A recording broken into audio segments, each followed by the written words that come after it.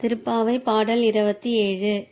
கூடாரை வெல்லும் சீர்கோவிந்தா, உந்தனை பாடி பறைகொண்டு யாம்பெறும் சம்மானம், நாடு புகழும் பரிசினால் நன்றாக, சூடகமே தோள்வளையே தோடே செவிப்பூவே பாடகமே என்றனைய பல்கலனும் யாமணிவோம், ஆடை உடுப்போம் அதன் பின்னே பால் சோறு மூட நீ பெய்து முழங்கை வழிவார கூடியிருந்து குளிந்தேலோர் எம்பாவாய்.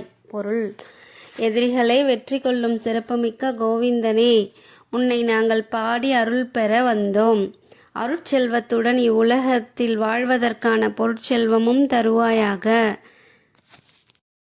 அது இருந்தால்தானே நாடு புகழ்கிறது.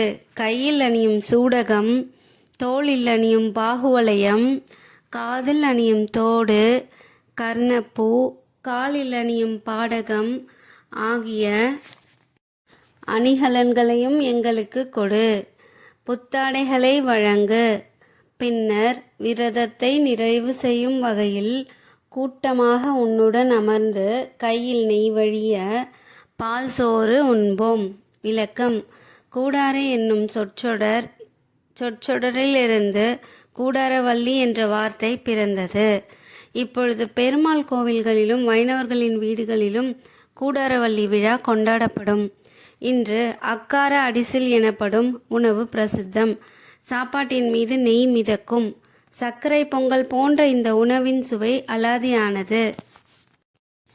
விரதத்தின் ஆரம்பத்தில் நெய், பால் ஆகியவற்றை துறந்த ஆயர்குல பெண்கள் இப்பொழுது கண்ணனின் தரிசனம் கிடைத்த மகிழ்ச்சியில் இனிப்பான இந்த உணவை சாப்பிடுகிறார்கள். பால் சோறு என்பது பார்க்கடலையும் குறிக்கும். கண்ணா, உன் தரிசனம் கிடைத்துவிட்டது. நாங்கள் நீ பள்ளி கொள்ளும் பார்க்கடலில் இருப்பது போல் உணர்கிறோம். இதுவே நித்திய சுகம். இந்த சுகத்தை எங்களுக்கு நிரந்தரமாக கொடு என வேண்டுகிறார்கள்.